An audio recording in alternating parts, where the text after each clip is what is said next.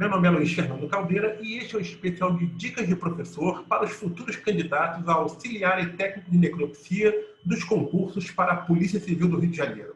Neste especial, eu vou trazer dicas de professor de língua portuguesa e de conhecimentos específicos, que é anatomia e fisiologia humanas, disciplinas que serão cobradas nas provas para os cargos de auxiliar e técnico de necropsia da Polícia Civil do Rio de Janeiro. Nesse primeiro vídeo, eu vou entrevistar Nívia Xavier, que é uma das professoras de língua portuguesa do curso de grau cultural, que está lecionando em turmas para as carreiras de auxiliar e técnico de necropsia da Polícia Civil do Rio de Janeiro. Professora, é um grande prazer tê-la aqui comigo nesse especial. Eu tenho certeza que a gente vai aqui conseguir trazer muitas dicas importantes para os candidatos que vão concorrer a uma vaga de auxiliar ou técnico de necropsia da Polícia Civil do Rio de Janeiro. Muito obrigado por ter aceito o meu convite, professora. Boa noite, gente. Boa noite, Luiz Fernando. Eu quem agradeço, a oportunidade de participar junto de vocês aí desse monte de dicas que nós vamos trazer aqui para os candidatos ao concurso da Polícia Civil, Porque a gente sabe que eles precisam de um direcionamento de vez em quando, Uma coisa assim mais específica e tudo mais. Então, eu quem agradeço aí a oportunidade, viu? Muito obrigado, professora. E a gente está tentando trazer também, Tem muita gente que ainda não iniciou os estudos, está aí naquela dúvida, de quando iniciar os estudos. E eu acho que é importante, que os candidatos iniciem esses estudos o quanto antes, porque esse é um concurso, que certamente vai atrair um grande número de inscritos, Aliás, todos os cargos da Polícia Civil, do concurso da Polícia Civil, devem atrair um grande número de inscritos, Mas esse de técnico e auxiliar, de necropsia, estão sendo aí dois destaques desse concurso da Polícia Civil, mesmo não tendo um número de vagas tão alto. Então, professora, assim, logo de cara, eu queria que a senhora falasse assim, quais são os erros que os candidatos que pretendem participar do concurso da Polícia Civil, em especial aqui para as carreiras de auxiliar e técnico de necropsia, não podem cometer de jeito nenhum durante a preparação. Certamente o primeiro deles é esperar o edital sair para iniciar os estudos, não é, professora? Quais outras? Claro, É indiscutível essa parte, Luiz? Porque, assim, muitos candidatos, eu principalmente estou em sala de aula, E eu ouço muito os alunos falando assim, mas eu me arrependi de fazer o curso agora porque o edital não saiu, Nós temos um mito no mundo dos concursos, que é o fato de você só estudar se o edital estiver na praça, como a gente fala, Isso é o primeiro erro. Por que esse é o primeiro erro?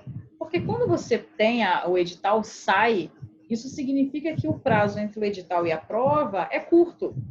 E aquele prazo curto, muitas vezes, é 1 mês, 45 dias, 2 meses. E nós sabemos, Luiz, que no tocante à língua portuguesa, por exemplo, ficar preparada em 2 meses, 1 mês, não é lá essas coisas. Assim, se o candidato já vem estudando há muito tempo, 1, 2 meses antes da prova, é o momento de você fazer aquela revisão imensa, Começar com revisão, aí sim a preparação vai estar ótima. Agora, eu vou esperar o edital sair para estudar. Olha, não funciona. Esse é o primeiro erro. Esse é o primeiro erro e é o erro mais cometido pelos nossos candidatos. Professora, se para português 1, 2 meses é pouco, imagina para um concurso que tem outras disciplinas. Por exemplo, esse daqui vai ter anatomia e fisiologia, que não são disciplinas tão comuns, Exatamente. Por exemplo, eu brinco com os meus alunos em sala de aula, no concurso de necropsia, que eles falam assim, não, mas assim que o edital sair, eu estudo mais. Eu falo assim, mas você estuda mais o quê?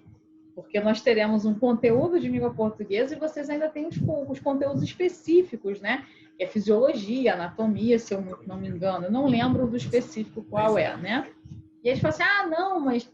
é verdade, não vai dar muito tempo. Então, assim, se para português nós precisamos de um tempo maior, imagina juntar português com anatomia, com fisiologia, com todas aquelas outras situações que nós sabemos que de vez em quando aperta. Então, assim, primeiro ponto, não deixar o edital sair para começar os estudos, Nós sempre temos a informação de que o edital vai sair, então o ideal é antecipar os estudos. Os outros erros, Luiz, que o candidato ele não pode cometer como a gente pode falar assim, ficar com preguiça, Porque se você já estabelece que você quer aquele edital, que você quer aquela carreira pública e é a sua meta de fato, é cair para dentro, como a gente fala lá na sala de aula, é meter as caras e estudar. Então, fazer um resumo. Muitos candidatos estudam língua portuguesa de uma forma muito errada. Eu vou estudar português 1 hora hoje, semana que vem eu estudo mais 1 hora. Porque tem o ritmo do curso. Só que o curso ele é elaborado de uma forma para que você tenha português de 1 a 2 vezes na semana, para você ter tempo de estudar as outras disciplinas. Só que o candidato ele acha que o português dessa semana que ele vai estudar em casa, ele tira 2 dias para estudar durante a semana. Um dia ele estuda português, no outro ele estuda específico, nos outros 3, 4 dias ele não estuda qualquer coisa. Não faz uma revisão nem nada. Não, gente. Há que se estudar 1 dia, 2, fazer revisão, fazer questões e tudo mais. Você acredita, Luiz, que existem candidatos que não fazem questões porque dizem que já sabem toda a teoria? Aí é outro erro crasso, né, professora? É através da questão que ele vai conseguir, de fato, aferir se ele está sabendo ou não a teoria, né? Além de também, tão importante quanto só saber a questão, saber se está sabendo a teoria ou não, é através da questão também que ele vai conhecer, né, o perfil de prova da banca organizadora, né? É fundamental você realizar várias, né, questões. Exatamente. Um outro erro, Luiz, que eu destaco para os candidatos, né, é o fato de você estudar apenas o que se gosta, o que eu chamo de familiaridade. Em português, por exemplo, eu tenho uma familiaridade maior, eu consigo entender mais as conjunções, então eu só estudo conjunções. Como eu não tenho uma relação boa com a análise sintática, eu deixo a análise sintática para lá e vou focar nisso aqui. Muitos candidatos estudam apenas o que é mais fácil para si. Só que nós sabemos que no edital, na prova, não vai cair aquele ponto unicamente que é mais fácil para você. Vão cair aqueles pontos que o edital trata, né? São tratados ali. Então, é muito importante que o candidato ele entenda que ele precisa estudar o edital todo. Não vai cair só aquele ponto que você gosta. Não dá para selecionar matéria de edital. Mas o edital de língua portuguesa é muito grande, nível. Eu vou selecionar aqui só o que eu acho que vai cair, pronto. Não se escolhe matéria de edital. O edital ele é para ser estudado todo. Embora a gente saiba que muitas vezes não caem todos os tópicos. Mas não dá para a gente selecionar, né? E isso, infelizmente, é o que muito candidato faz, tá? Doutora, você até comentou agora que tem que estudar o edital todo, né? O programa, no caso, né? Do concurso como um todo. Só que o último concurso para auxiliar de necropsia foi de 2002.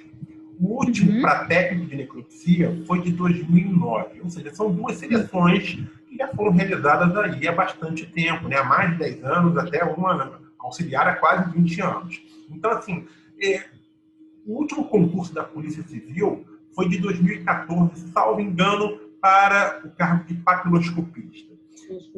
Como é a melhor referência de estudo para aqueles que querem estudar para o concurso de auxiliar de necropsia e técnico de necropsia? É o edital de 2002, é o edital de 2009, é o edital de 2014, é um outro edital qualquer que não é da Polícia Civil do Estado do Rio de Janeiro. Qual é a melhor referência de estudo para o candidato que ainda não iniciou a sua preparação, está um pouco perdido ainda e quer começar os estudos? Qual programa adotar como referência? Olha, esses editais, né, de 2012 e de 2009, de fato, faz muito tempo que foram lançados. Então, hoje, o edital mais novo que nós temos é o de 2014, que eu acredito tenha sido, sim, de papiloscopista. Nesse edital de 2014, nós temos uma coisa mais atual, nós temos uma parte mais atual dos editais. O que eu recomendo para os candidatos é não deixar de dar uma olhada no que caiu nos editais passados, nas matérias que caíram. Por exemplo, auxiliar de necropsia, nós tivemos a questão das classes gramaticais, do verbo, nós tivemos ali figura de linguagem. O edital de técnico já foi um edital que ele surpreendeu, porque ele foi um edital curto em língua portuguesa, de 2009, né?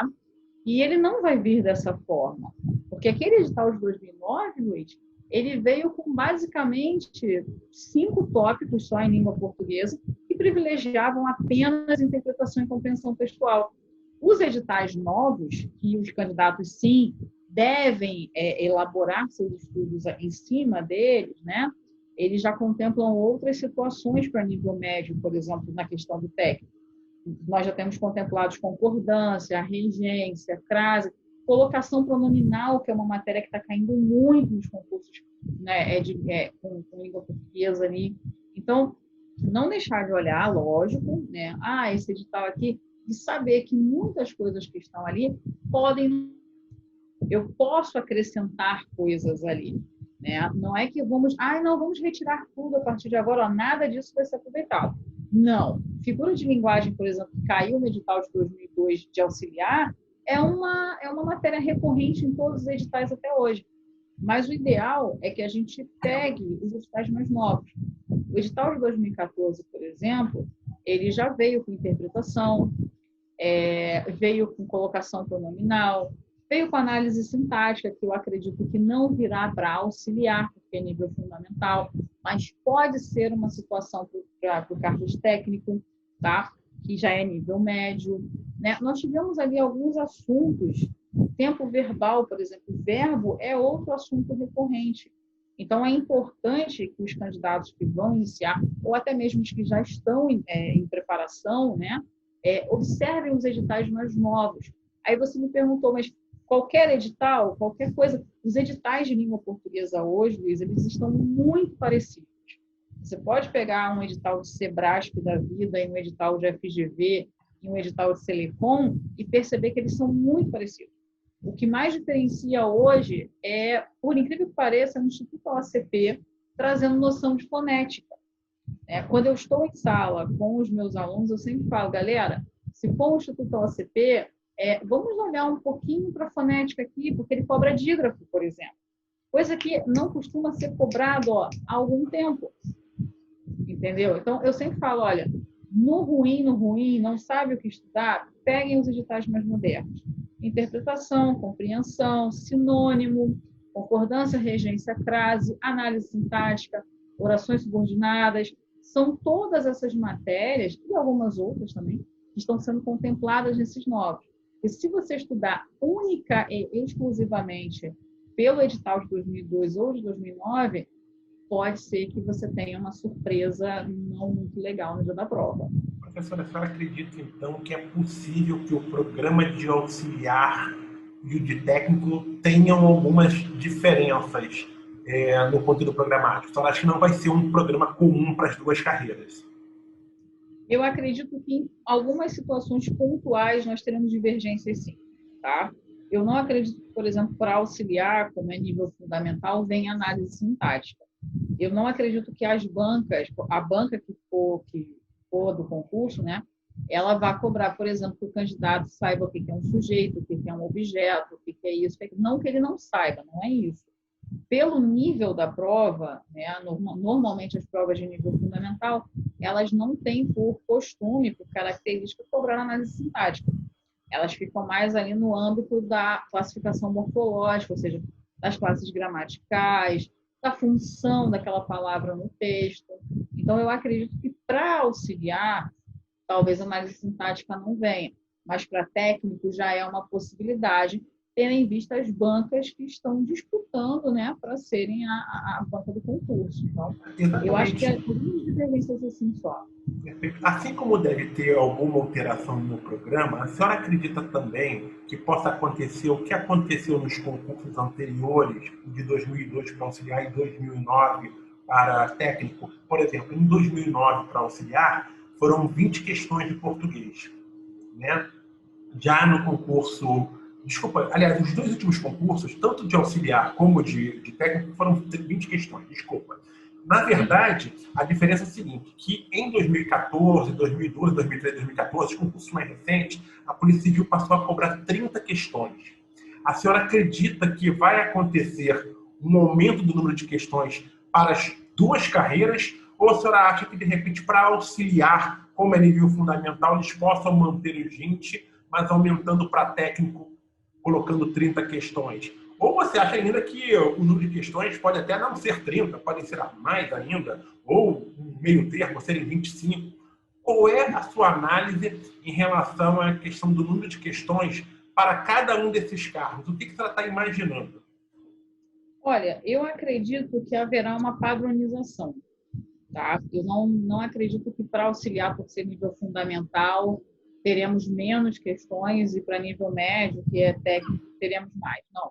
Eu acredito que eles vão fazer uma padronização. Eu acredito no número de 30 questões, sim. Tá? Tanto que em sala de aula eu trabalho esse número com os meus alunos. Eu falo, olha, vamos nos preparar para 30 questões. Se vierem menos questões, perfeito, você já está na preparação das 30, então ótimo. Agora, eu não acredito que venha menos, não. Há uma tendência de se cobrar 30 questões na prova de língua portuguesa, né?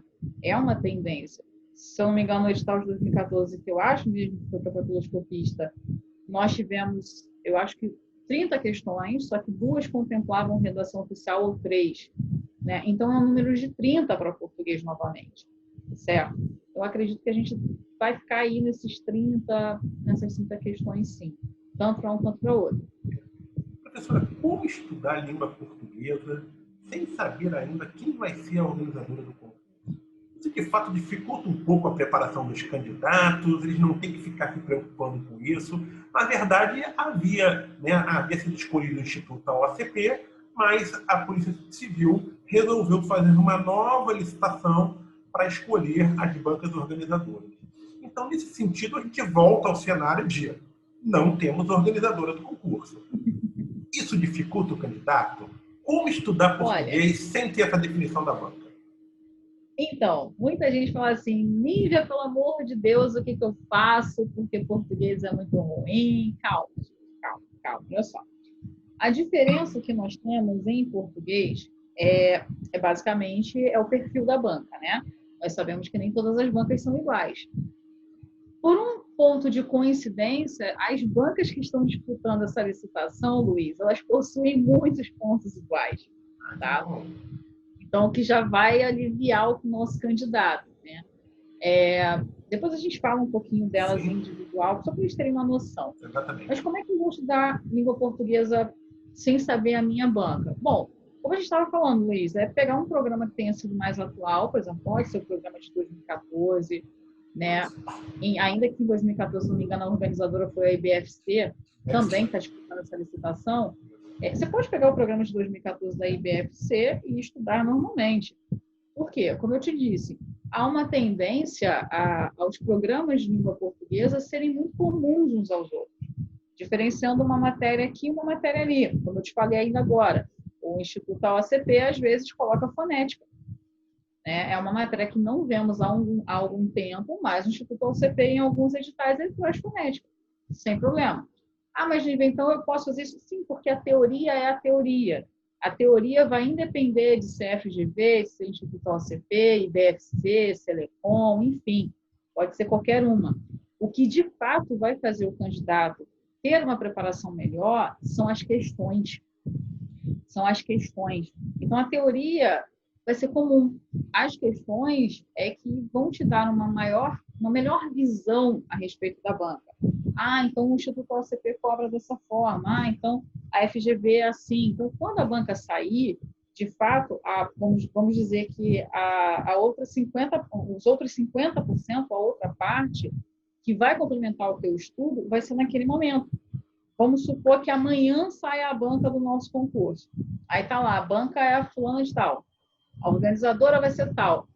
Quem já está em ritmo de preparação e tudo mais, vai pegar e começar a selecionar questões daquela banca dentro dos assuntos já estudados e vai resolver questões para se familiarizar com o tipo de cobrança que nós temos. Porque nós sabemos que as bancas possuem enunciados específicos, né, de acordo com aquilo que elas cobram. Aí, não, vai ser Instituto OACP, então vamos estudar a partir de questões do Instituto OACP. Não, vai ser FGV, vamos estudar a partir de questões FGV. Então, assim, não devemos cruzar os braços e esperar a banca ser decidida para estudar. Não, você pode pegar um programa de língua portuguesa atual, inclusive pode até não ser dos 2014 da Polícia Civil do Rio. Você pode pegar outra Polícia Civil tranquilamente, porque os editais são muito parecidos. E quando, de fato, a tua banca sair, vai lá, seleciona as questões e começa a fazer questão ali, em cima da banca para ter aquela preparação bem concisa. Mas a realização de questões, ela pode ser feita também antes da definição da banca, né? E nesse caso, é importante pegar questões dessas 7 bancas aí que são previstas, fazer um pouquinho de cada para conhecer um pouquinho do perfil de cada um, não é, professora? Eu acredito que sim. Aí as pessoas falam assim, mas Vivian, então eu posso começar? Claro, deve. Seleciona, faz a brincadeira, 30 questões do Instituto OCP, 30 questões Selecom, 30 questões da FGV, seleciona de 30 em 30 e vai fazendo. Né? Porque nós não podemos dar a desculpa de que não há banca, então não há estudo. Mentira. Não há banca, mas há muito estudo sim, há muita resolução de questão sim, porque você sabe quais são as possíveis bancas. Então, vou ficar aqui sentado, esperando a banca sair, que aí eu começo a estudar. Não. Enquanto você está sentado esperando a banca sair, você tem aí pelo menos umas 1000 pessoas já resolvendo questões na sua frente. Então, não. Não dê essa desculpa. Comece hoje mesmo, resolva lá questões de todas as bancas, das 7 bancas que nós temos, para que você consiga já ficar mais familiarizado. Quando sair definitivamente a banca, você centra o estudo nela e está tudo certo. Vou trazer aqui até para os candidatos, né, que estão se preparando, ou para aqueles que vão iniciar a preparação, para saberem quais são essas 7 bancas que estão aí na disputa. É a Fundação Getúlio Vargas, da FGV, o SEBRASP, que é o CESP-UNB, o Instituto AOCP, o Instituto Selecom, o IBFC, o IDECAM, e temos o Instituto Brasileiro de Gestão e Pesquisas, que é o IBGP, que talvez seja a única banca aqui que é desconhecida aí, né, do nosso meio dessa área de concursos públicos, de organização de concursos. Professora, o que eu queria que a senhora fizesse? Assim, de forma, obviamente, de forma simples, né, de forma rápida, eu queria que a senhora traçasse rapidamente o perfil da prova de língua de portuguesa de cada uma dessas bancas, né? Quais são aquelas que têm um perfil que prioriza mais a interpretação e compreensão de texto? Quais aquelas que têm um histórico de trabalhar mais a gramática? Quais são aquelas que conseguem equilibrar bem a interpretação e a gramática, né? E outras características que a senhora conheça dessas bancas. A senhora quer começar por qual? Eu vou começar pelo Instituto OCP, que seria assim a nossa banca do momento, né?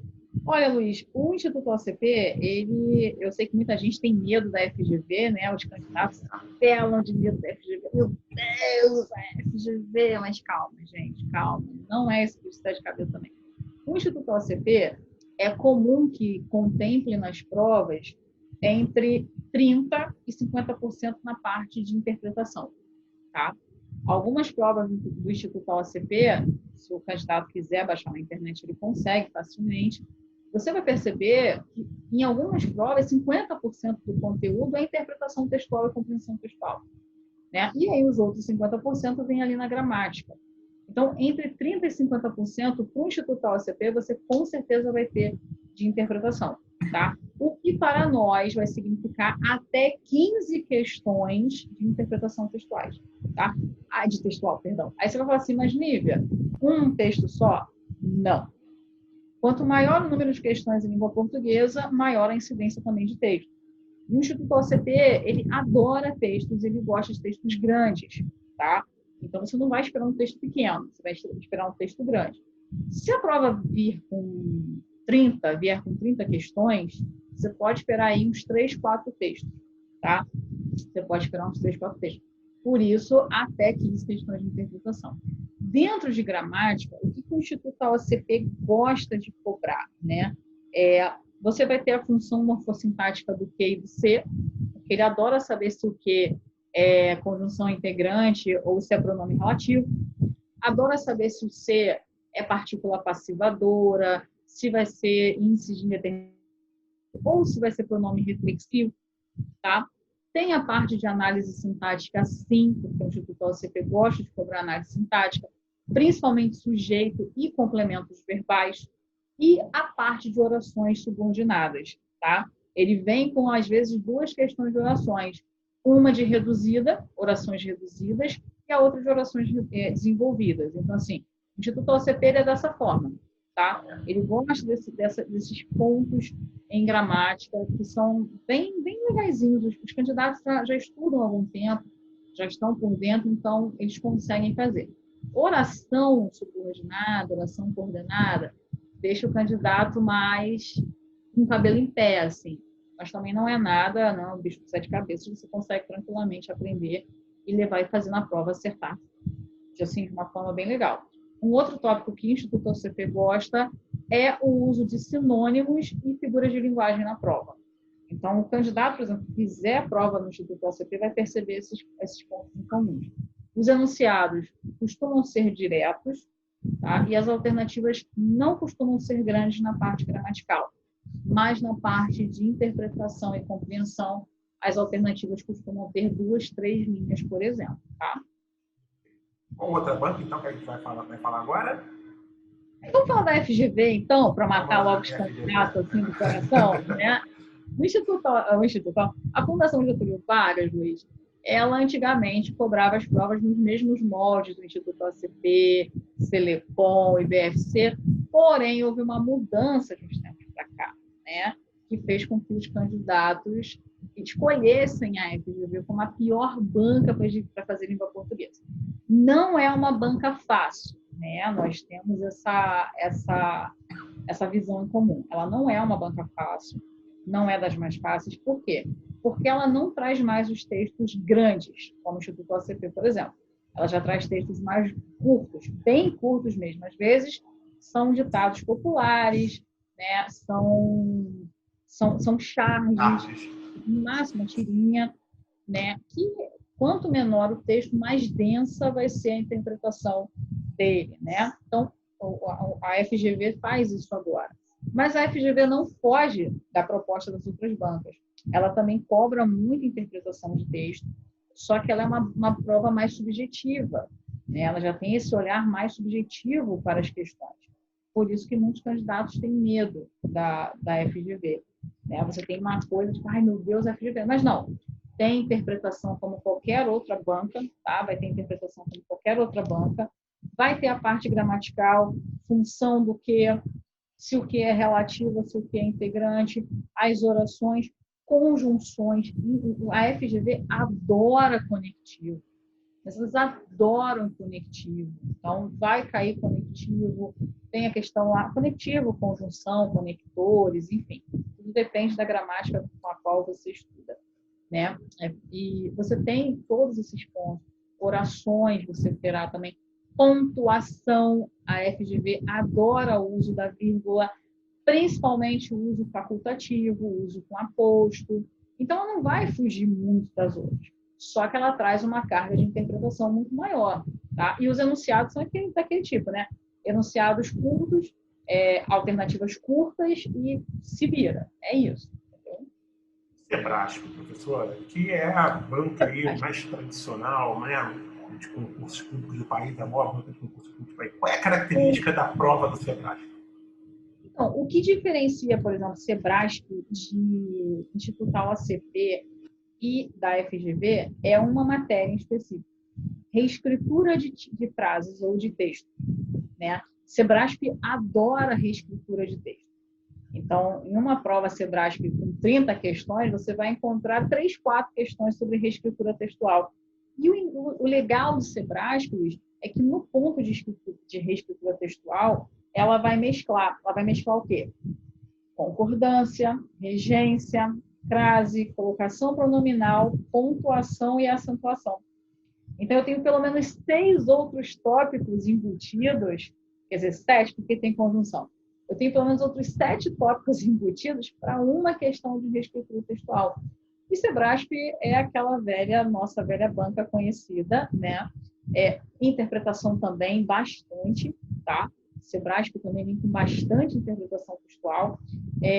Em quesito gramatical, também você tem uma gramática sendo bem cobrada, reescritura, oração, conector, a parte mais semântica, com figuras de linguagem, com sinônimos e antônimos, vai cobrar coesão, tá? Vai cobrar coesão e coerência, cobrando coesão referencial, principalmente, o uso dos pronomes anafóricos. Então, todas essas situações também serão cobradas por Sebrasp. A carga de interpretação textual ou compreensão textual, ela não vai ser muito modificada nos concursos, não. ela vai se manter de 30% a 50% ali em todas as 7 bancas que estão disputando essa licitação, tá? O IBFC foi o organizador do último concurso, dos últimos concursos, né, da Polícia Civil do Rio de Janeiro, pelo menos aqueles que ocorreram ali entre 2011, 2012 e 2014, né, o IBFC realizou esses concursos. Qual é a característica dessa banca, da prova de português dessa banca, professora? O IBFC mata candidato do coração por conta do tamanho dos textos. Os textos são muito longos, costumam ser mais longos que o do Instituto OCP, tá? Então, são textos longos. Isso cansa o nosso candidato, né? Isso cansa o candidato, porque vem o estresse, vem a ansiedade, vem tudo. Você tem ali a questão dos textos longos. Porém, há uma compensação. Tanto as alternativas quanto os enunciados são mais rápidos. São bem curtinhos, tá? Então, se eu tenho um texto longo, eu vou aliviar ali nos enunciados, que eles vão ser mais diretos, né? Eles vão ser mais curtos, vamos colocar dessa forma. Agora, a diferença que o IBFC costuma trazer para as outras bancas é o uso das classes gramaticais em suas provas, tá? Fora concordância, regência, crase, interpretação, compreensão textual, sinônimos, figuras de linguagem, nós temos o uso das classes gramaticais, que normalmente não é um tópico de morfologia trazido em sala de aula. Então, ela usa a questão das classes gramaticais. Em todas as provas da IBFC, do IBFC, você tem uma questão que fala sobre classe gramatical, perguntando qual é o uso, se está classificada de forma correta, se está em seu uso normal. Mas também não vai deixar de utilizar, né, ali na sua prova, análise sintática, acentuação, pontuação, ortografia, que são a base, né? Você sabia que o mais legal disso tudo é que existe candidato que não estuda acentuação e nem ortografia, porque já sabe escrever? Quase mesmo? Eu nem Por causa disso? Caramba, até hoje eu tenho dificuldade, pessoal. Olha que eu sou jornalista já há 20 anos e tem que estudar. Gente, não tem. Às vezes eu encontro as professoras, você vai dar ortografia? Sim, gente, ortografia.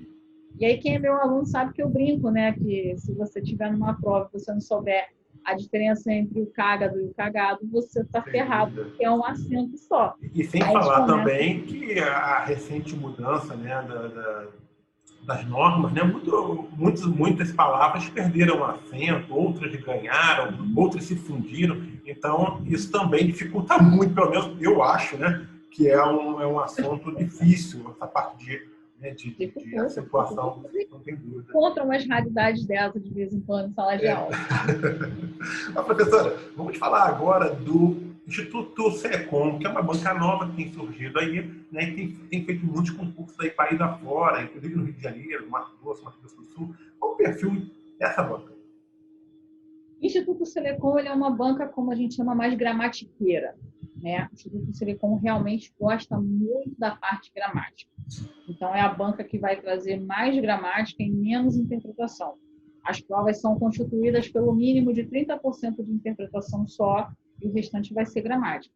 E quando a gente fala de gramática, Luiz, a gente fala de gramática nos tópicos como ortografia, o uso do SS, quando é que a palavra vem com C cedilha, quando vem com SS, quando vem com S. Então, aquelas partes da ortografia que o candidato considera chata, aquelas partes que o candidato fala assim, esse negócio nunca vai cair. O Instituto Selecom traz, tá? A parte da acentuação, acordo ortográfico, formação de palavras, uso do hífen, todas essas peculiaridades da ortografia, elas estão contempladas, sim, na prova do Instituto Selecom, tá? Fora, novamente, as outras partes, né? Sintaxe, orações, conjunção, verbo. Mas a parte da Selecom, né, do Instituto Selecom, é essa parte mais firme na gramática mesmo. Essa pegada mais gramatical, essa pegada mais... Se você não estudar a gramática e as exceções existentes na gramática, você não consegue fazer uma boa prova do Instituto Selecom, tá? O IDECAN tem um perfil parecido com o SEBRASP? Não? também é uma banca que gosta muito de trabalhar, né, questões de certo e errado, né, professora? Sim, IDECAN também gosta. São três bancas que nós temos que têm um perfil parecido com o Sebrasp. É a IDECAN, né? A banca IDECAN, e a Quadrix. A Quadrix, embora não esteja na licitação, né, concorrendo à licitação para a banca organizadora, Quadrix também tem um perfil muito parecido com o Cebecom, ou perdão, com o Sebrasp. A mesma coisa acontece com o IDECAN. Só que a IDECAN, ela mescla, essa banca, ela vai mesclar um pouco da ideia do IBFC e um pouco da ideia de Sebrasp. Por quê? IDECAN traz os enunciados também curtos, né? São enunciados curtos, assertivas curtas, mas ainda que sejam enunciados curtos, são enunciados densos. Você precisa ter atenção aos detalhes colocados ali para que você não erre as assertivas. Então, ela é uma prova mais densa. Ela é uma prova que vai misturar essa densidade da IBFC, do Instituto IBFC, né? Mas também traz essa parte mais Sebrasp, reescritura textual, coesão e coerência, compreensão e interpretação textual. Ela é uma banca nova em comparação às outras, né? Então, não há muitas questões que nós possamos ter para que a gente elabore um perfil mais trabalhado como a FGV, como a Instituto OCP, até mesmo Sebrasp. Mas ela vai mesclar as duas bancas ali, tá? Acho que a grande zebra mesmo é o Instituto Brasileiro de Gestão e Pesquisa, IBGP. Olha, Eu te confesso que eu não conheço a Tribunal de Concurso há mais de 20 anos.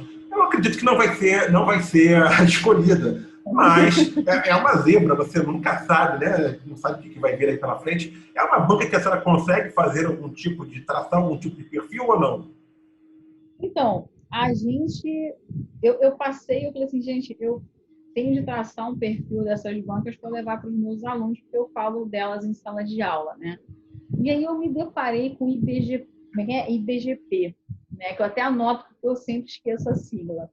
E eu falei, gente, que banca é essa? Ela é uma banca muito nova, tá? Pouquíssimas questões, difícil traçar um perfil dela nesse momento, exatamente pela pouca quantidade de questões que nós estamos vendo.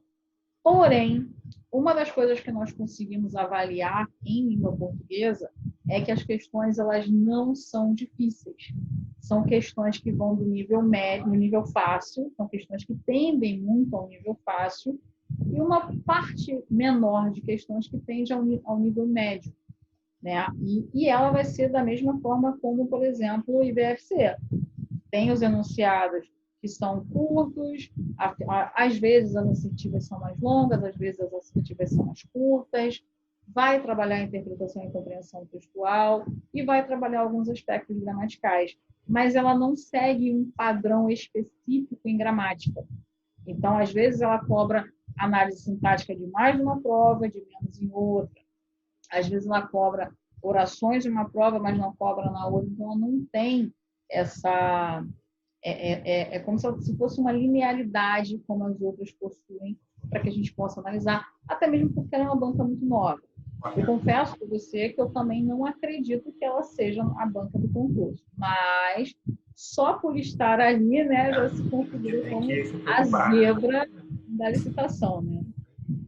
Professora, de um modo geral, os candidatos, como a senhora mesmo já falou, têm um certo pavor das provas de língua portuguesa da FGV, né? Exatamente por priorizar a interpretação, por elaborar questões mais subjetivas, né, digamos assim. Então, se essa banca for escolhida, você acredita que ela tenderá a mudar um pouco o perfil da sua prova, sobretudo para o cargo de auxiliar de necropsia, tendo em vista que se trata de um cargo de nível fundamental, ou a senhora acredita que não vai alterar o perfil de sua prova, mesmo sendo para um cargo de nível fundamental, como é o caso do auxiliar de necropsia? Olha, eu acredito que vai pegar mais leve. Mudar completamente ou um pouco, eu não acredito. Eu acredito que ela virá na mesma proposta, tanto para técnico quanto para auxiliar, mas vamos dizer que ela vai pesar um pouco mais a mão em técnico e menos em auxiliar, porque é nível fundamental. Mas eu acredito que o modo de fazer, o tipo de questão, a forma como o FGV vem desenvolvendo os enunciados, eu acredito que isso não será modificado. Mas, por exemplo, vamos supor a questão do número 1 de língua portuguesa, para técnico, ela vai ser 50% mais difícil que para auxiliar. Vamos colocar dessa forma. Eu acredito que ela vai pesar essa situação. Poxa, eu tenho nível médio de um lado, fundamental do outro, eu não vou cobrar na mesma intensidade o nível fundamental. Eu vou cobrar uma intensidade menor do que as técnicas. Eu acredito nessa questão. Mas não ao ponto de mudar a sua característica. Não ao ponto de mudar essa característica atual dela, que são textos mais curtos, que são textos menores, né, mais diretos. Veio o FGV e mudou e ficou igual que era antes. Bom para você, porque quanto maior o texto, mais fácil para a gente fazer uma interpretação, uma compreensão textual, né? Professora, percebe-se que as pessoas e os candidatos, de modo geral, eles costumam ter um pouco de dificuldade com a parte de compreensão e interpretação de textos, né? Eu queria só falar, explicar como superar essas dificuldades. O que fazer para que o candidato tenha essa capacidade de compreender melhor e interpretar melhor um texto? O que fazer? Olha, primeiro ponto é não ignorar o texto. Muitos candidatos, na hora de fazer a prova, ignoram o texto. Eu consigo fazer a prova sem ler o texto. Por isso que erra questões, né? Porque, Luiz, quando nós temos enunciados de interpretação que pedem para você concluir, para você inferir, para você depreender, nós temos enunciados que pedem pelo menos uma leitura total do texto. Então, para que você faça uma prova de interpretação, você precisa ler o texto uma vez, pelo menos. Já a compreensão, não. Você precisa voltar ao texto, você precisa observar aquela linha que foi colocada lá no enunciado, a linha que foi indicada nas assertivas, para que você consiga, de fato, observar se aquilo está escrito no texto.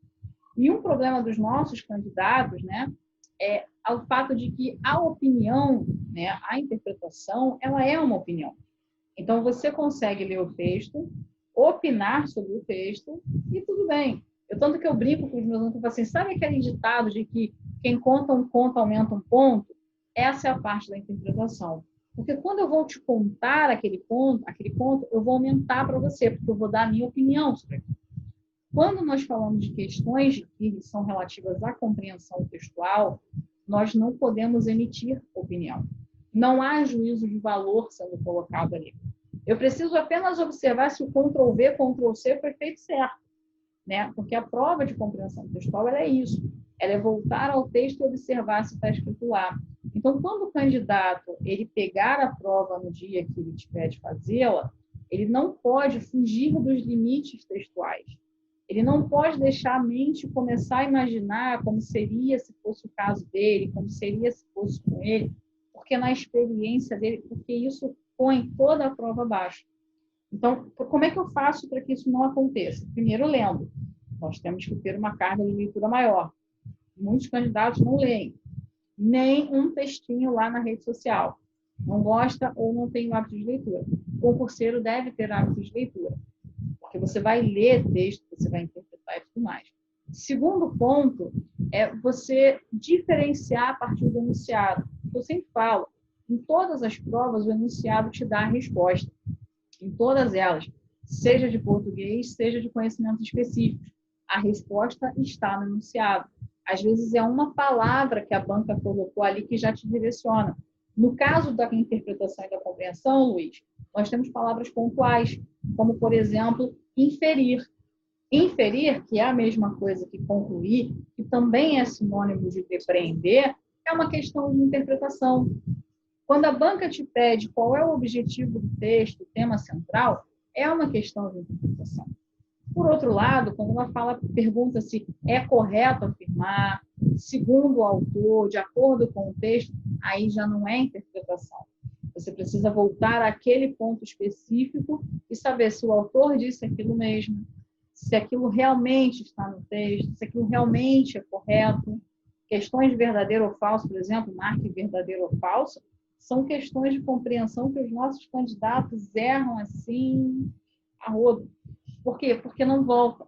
Então, a grande dica para você diferenciar interpretação e compreensão é o olhar o enunciado. É observar qual é a questão que está falando sobre compreensão e a que está falando sobre interpretação. Porque sabendo da diferença na questão, inclusive, já fica muito mais fácil. Citou o autor, citou o texto, compreensão textual. Vou voltar, verificar e marcar qual é o item correto.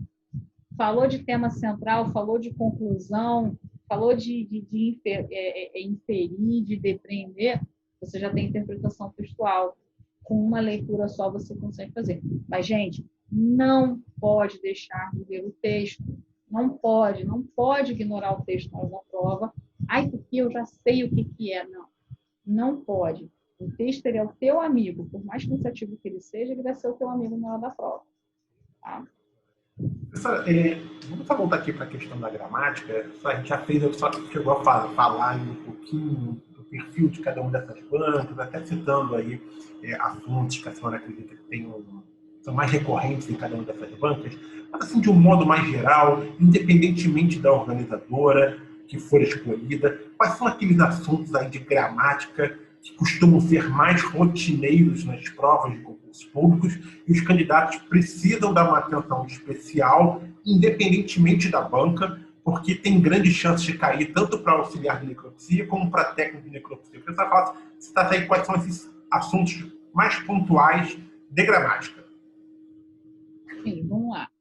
Para ambos os cargos, tanto técnico quanto auxiliar, nós podemos observar a incidência de interpretação e compreensão, isso é fato, uso de sinônimo, ou, se você quiser, a parte mais bonitinha da gramática, significação contextual das palavras, que é assim que a gente chama, fica mais bonitinho lá, que eu quero dizer, né?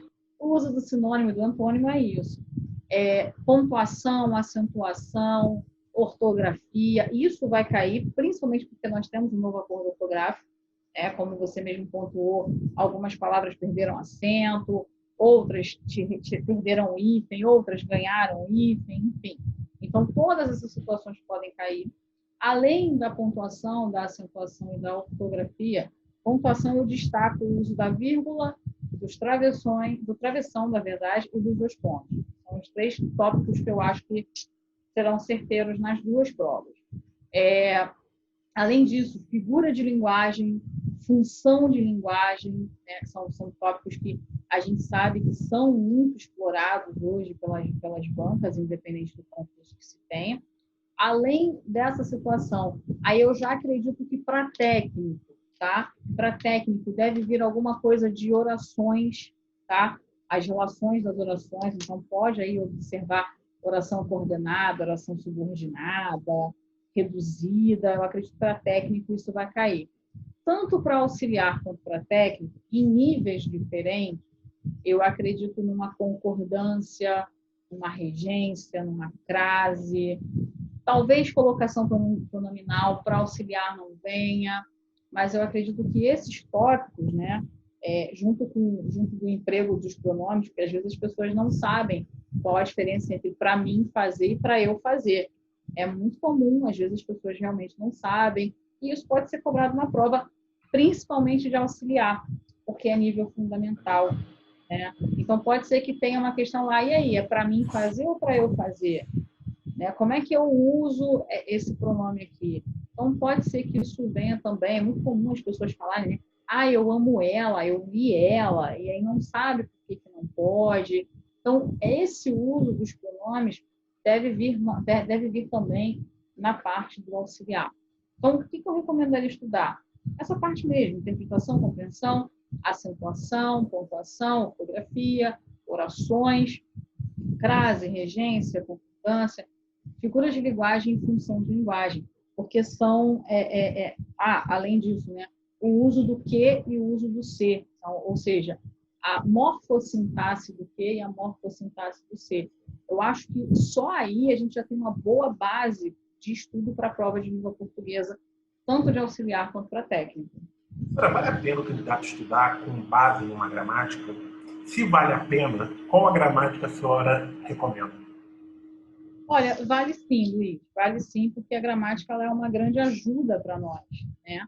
Muitos candidatos, eu sei que eles fazem anotação durante as aulas, usam os nossos materiais, mas às vezes eles precisam de algo mais específico, mais ali.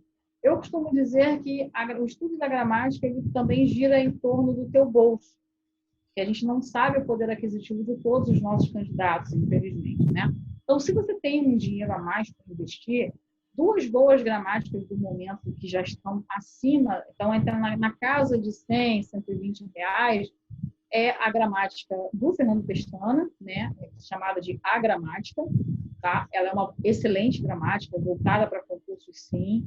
E tem a do Bechara também, que é o Bechara para concursos, também é outra. Então, são as duas, assim, como os candidatos falam, são as duas tops, né?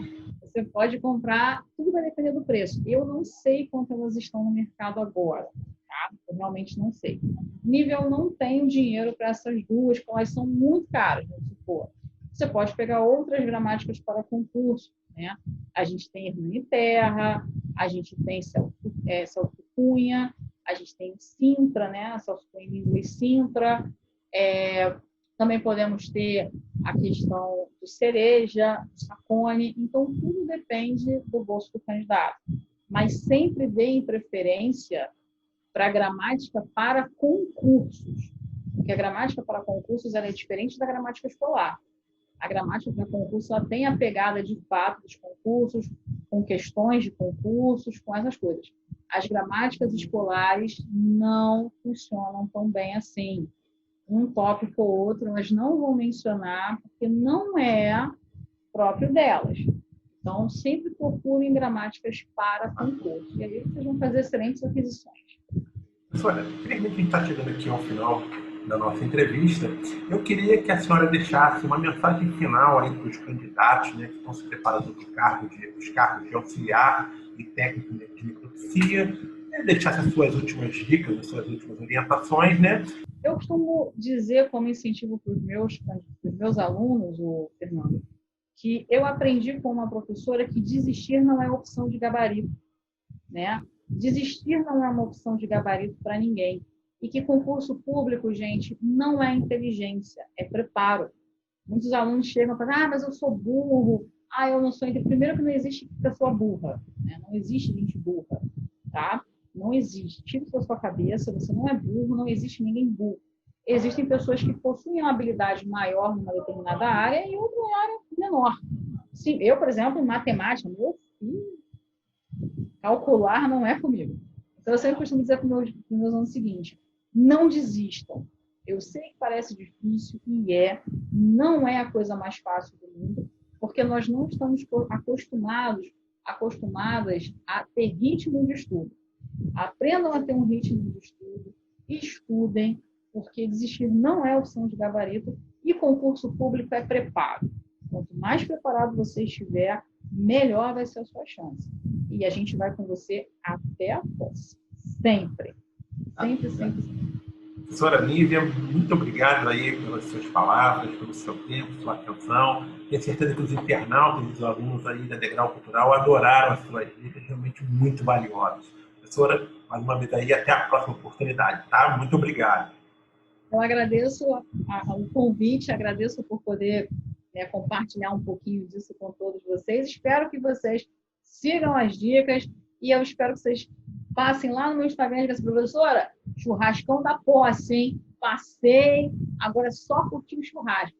Vou ficar esperando isso também. Com certeza, professora. E você que está assistindo esse especial, fica atento. No próximo vídeo, eu vou trazer uma entrevista com o professor Diego Almeida, que dará muitas dicas de estudo sobre a disciplina de anatomia e fisiologia humanas, a parte de conhecimentos específicos, né? São os assuntos da parte de conhecimentos específicos para os cargos de auxiliar e técnico de necropsia. Então, pessoal, até a próxima. Muito obrigado. Tchau, tchau, gente. Valeu. Obrigado, professora. Tchau, tchau.